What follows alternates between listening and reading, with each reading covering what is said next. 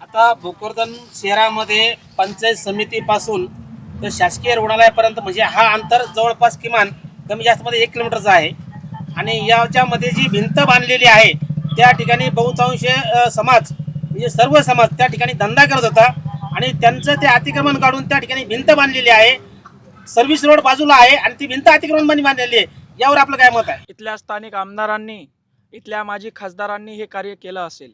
हे कार्य करत असताना एखाद्या समाजावर अन्याय झाला असेल म्हणून त्यांचा टांगा पडती घोडे फरार या नगर परिषदला मला वाटतं या जनतेने केलेला आहे. हे केलेलं असताना ही हार लोकसभेची हार, ही विधान परिषदेची हार झाली असताना हा बाबा काय म्हणतो ऐकलं का तुम्ही?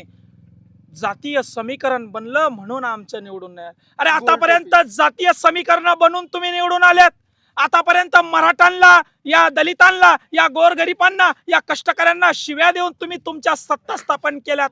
आतापर्यंत मुस्लिमांना शिव्या दिल्या, वेगवेगळ्या जातींना शिव्या दिल्या आणि जातीय समीकरण बिघडवण्याचं काम तर तुम्ही या ठिकाणी केलं. तुम्ही आमच्या समाजाचे आंदोलन करणाऱ्या नेत्याला काय काय वाकडा बोलला.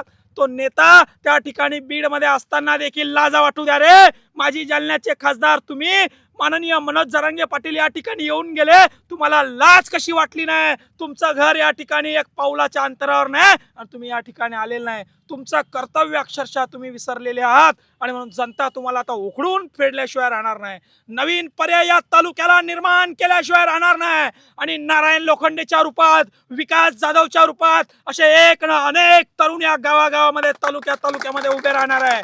या व्यवस्थेच्या छातडावर पाय देऊन ही व्यवस्था सुधारवण्याचं काम गोरगरीब कष्टकरी शेतकऱ्यांसाठी आता हे तरुण करणार आहेत आणि तरुण हे संघटन या ठिकाणी करतायत आणि त्याचं फळ या ठिकाणी आपल्याला हे दिसून येत आहे.